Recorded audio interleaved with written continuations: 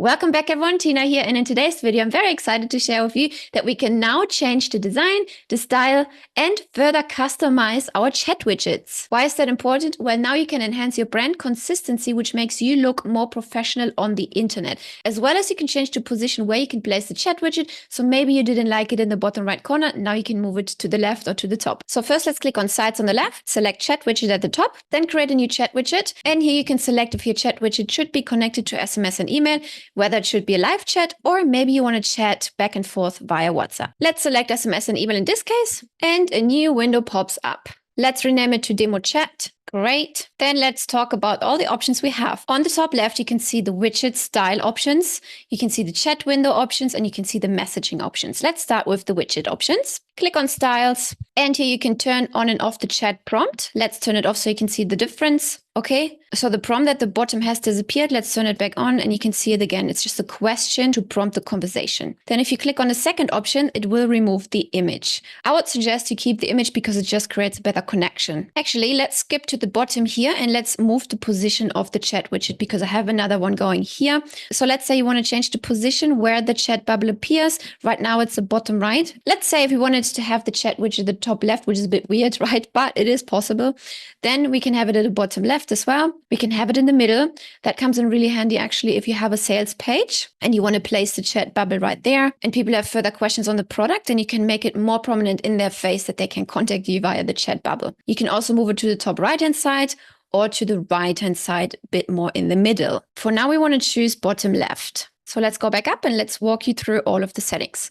You can also change the chat icon to the ones which are displayed right here, or you can upload your own. So you can change from these little circle ones. So I'm just going to click through here. You can see the difference. I like this one because it's a little familiar to the Facebook Messenger chat. And here, if we wanted to upload our own image, we can do that. So let's do that. You want to upload the image to the library, or you just select one which you already uploaded. And here you can see my image would show up in the chat bubble. If you like it better that the image is in the bubble below, you can just turn off the image in the prompt up here. So it will look like this. Okay. For now, let's remove that image. Next up are different themes, the colors and the chat theme. So let's open up the chat so you can see the differences. Now the design is a little blue. If you wanted to have it green, you can choose this color, orange, red, or you can customize the whole theme right here. Here you can change the chat bubble color. Let's change it to orange so you can see the difference very well. You can see the colors change right here. Then the background color is white. Let's make that red, for example.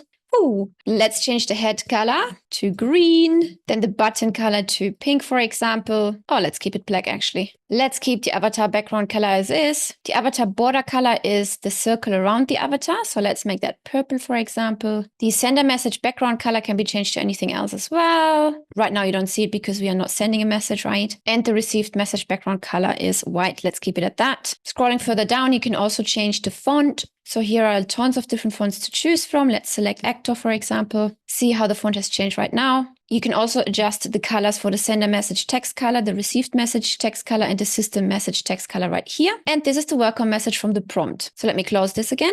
Here you can see the prompt, right? You can change that here to anything else you would like to change it. See the difference? Then definitely I would recommend you to turn on custom greetings, which means that the system will recognize a person that already contacted you before. It's a nice little personal touch to be able to call them out by their name. Scrolling further down, you can again decide if you want to show the avatar image or if you want to replace it with your own, or if you want to turn it off altogether. Last but not least, the widget dimensions are set to auto right now, but you could also change it to custom. So the width is set to 340 right now. Let's change it to 540, for example, and the height to 725. Okay, so you can see the difference, what happened right now. Awesome. Now let's get back to the top and let's talk about the chat window settings. Here you can adjust title and intro and additional options. Let's start with title and intro. The title is, hey, have a question. You can change this to anything else. And in this field, you can change the intro message, which I would highly recommend if you're doing SMS and email attached to the chat widget, because a representative will not get right back to you. This can cause a little confusion because the person on the other end may think they're starting a live chat. So let's just simply make a small tweak here,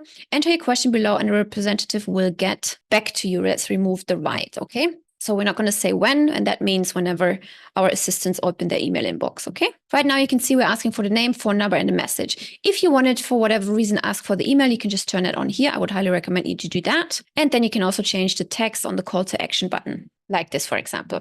Next up, additional options. You can turn on or off agency branding. This means you can add the name of your company or agency right here with a link linking back to it. This will be helpful for SEO because it just creates another backlink for you. And down here, you can turn on or off the consent checkbox, which means the customer needs to agree to that you are allowed to contact them. I would highly recommend you turn this on. And down here, you can change your legal message, which is this one right here. All right, next up is the messaging. We have 2 points, acknowledgement and language. Under acknowledgement, you can name the customer support contact. So it can be maybe your email address, support@yourcompany.com, right? And then the acknowledgement message, hey, one of our representatives will contact you shortly. Just let them know that their message has been received. And down here, you can also add an acknowledgement greeting if you wish so. Then the acknowledgement icon can be changed. Currently, it's the big green tick right now. It can also be made smaller with a circle around it, or you can also upload your own icon right here by clicking the upload button. Right here, you can change the placeholder color. Let's change it to pink, for example. See right here how the icon has changed to pink. And further down, you can also select your language. Just a few notes right now. If you are already using the chat widget on one of your websites, it will be displayed in the default theme blue. And if you wanted to add this chat widget on a website that's outside of our CRM, you can do that by clicking get the code at the top right corner. It will generate the code and you will just have to place that code in the header of your website. Or if you have a WordPress website, you can click get it for WordPress. You can then download the Lead Connector WordPress plugin and you can follow the instructions given there. But of course, if you haven't moved over your website to this system just yet, I would highly recommend you do that